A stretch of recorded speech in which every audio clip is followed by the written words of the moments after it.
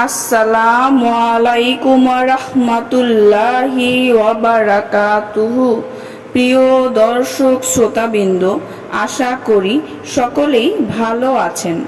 যদি আপনার উপযুক্ত কোনো মেয়ে থাকে, বিবাহের বয়স হয়ে গিয়েছে কিন্তু বিবাহ হচ্ছে না, প্রথমত কোনো সম্বন্ধই আসে না, অথবা যদিও আসে ফিরে যায়, কোনো উত্তর দেয় না, অথবা উত্তর দেওয়া হয় কিন্তু কথাবার্তার সামনে আগায় না, অর্থাৎ আপনার মেয়ের বিবাহের ব্যাপারে বিভিন্ন ধরনের বাধা প্রতিবন্ধকতা তৈরি হয়ে যায়, তাহলে আপনি এই আমলটি করুন।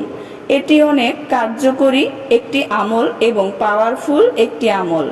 আমলটি কিভাবে করবেন? এশার নামাজের পর সুন্নত বিতির শেষ করে সর্বপ্রথম অজু অবস্থায় 11 বার দুরুদে ইব্রাহিম পড়ুন। অতঃপর 11,000 বার ইয়া মুগনি আল্লাহর এই নামটি পড়ুন। অতঃপর শেষে আবার 11 বার দুরুদে ইব্রাহিম পড়ুন। অতঃপর সর্বপ্রকার বাধা প্রতিবন্ধকতা দূর হওয়ার জন্য, ভালো সম্বন্ধের জন্য দোয়া করুন। জুমার দিনে এই আমলটি শুরু করবেন এবং লাগাতার 11 দিন আমলটি করবেন। ইনশাআল্লাহ দ্রুত উত্তম জায়গায় বিবাহের ব্যবস্থা হয়ে যাবে।